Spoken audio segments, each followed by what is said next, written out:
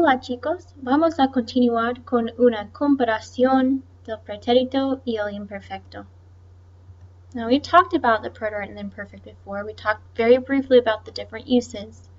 To put it all together, our uses for the preterite. These are our past actions that happened and are complete. Por ejemplo, el sábado la clase empezó a las 10:30 de la mañana. Saturday, class started at 10:30 in the morning.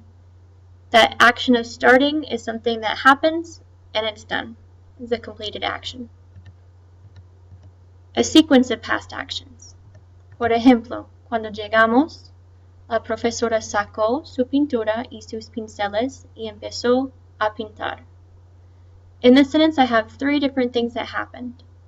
We arrived, llegamos. The teacher took out her painting and her brushes. Sacó su pintura y sus pinceles, and she started to paint. Empezó a pintar. These are three completed actions that happened in this order.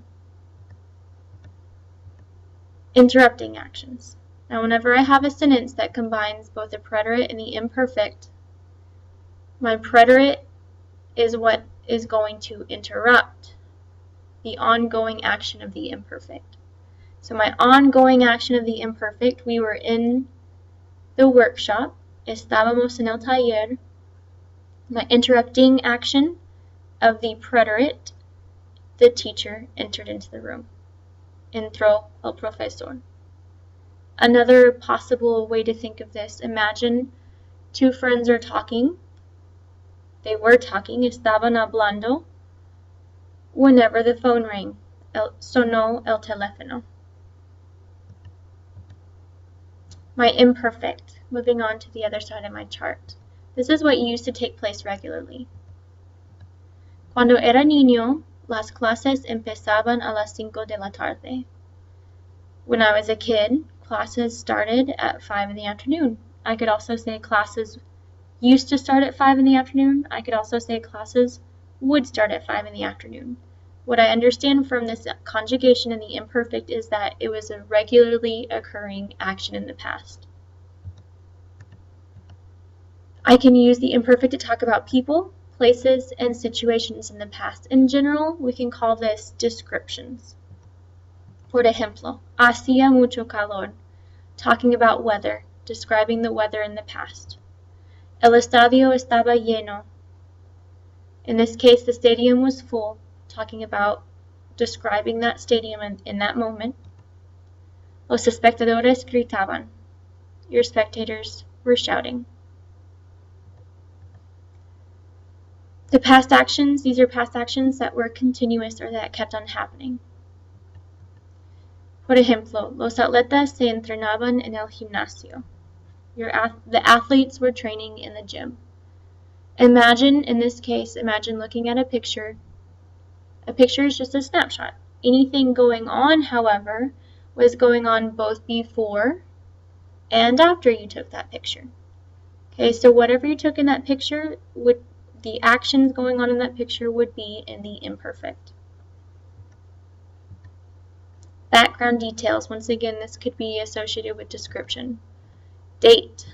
Era el 5 de noviembre. Time. Eran las 6 de la mañana. Age.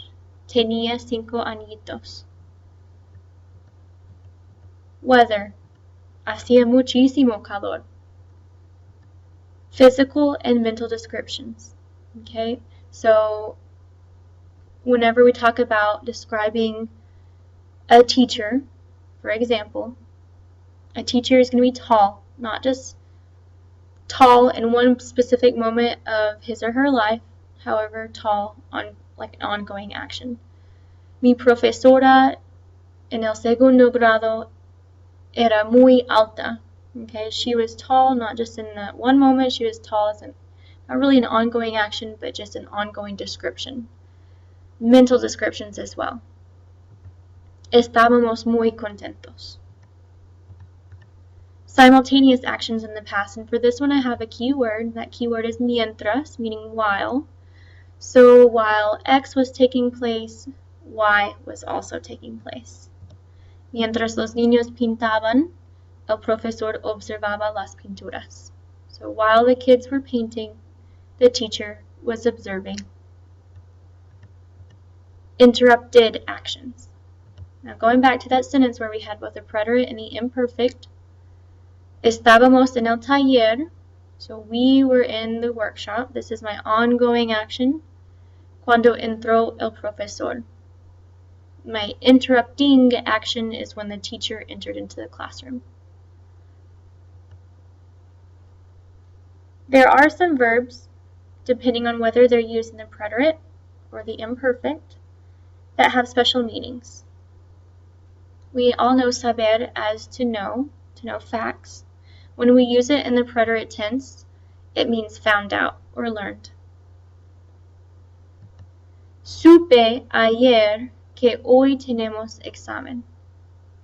Supe ayer tells me that I found out yesterday that today we have this exam. Saber, when I use it in the imperfect, it's like saying knowing. It's like saying I knew. ¿Sabías que los caballos sudan? Did you know that horses sweat?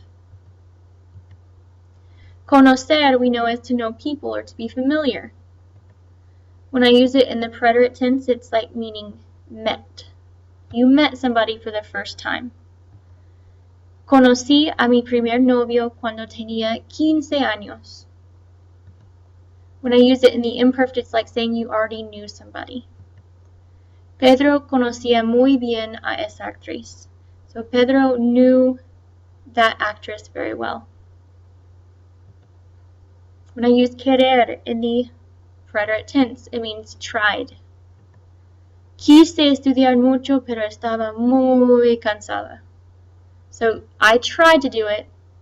I tried to study a lot, but I was just really tired.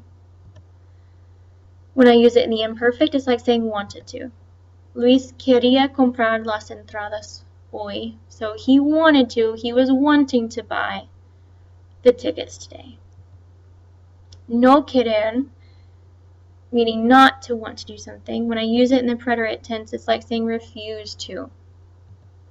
No quisieron ver esa obra de teatro.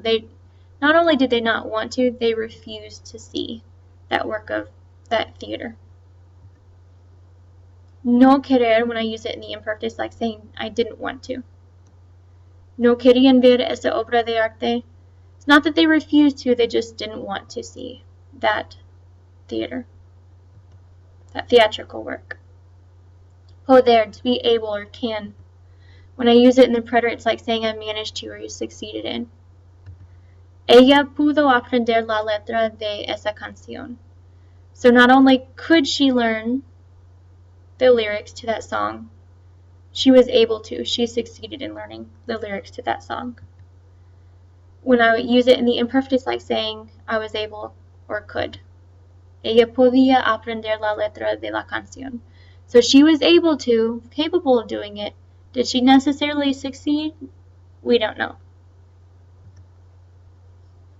Some key expressions to help clue us in. Ayer, la semana pasada, any amount of time, when you put pasado or pasada with it. El mes pasado, el fin de semana pasado, el año pasado. Una vez, telling me one time, gives me a specific moment in time. Those are going to be used with the preterite. These, however, will be used with the imperfect. Generalmente, muchas veces, telling me lots of times. Nunca. Todos los días. Siempre. A menudo, once again telling me muchas veces, often. Frecuentemente. And with that, we will be working more during class comparing the preterite and imperfect.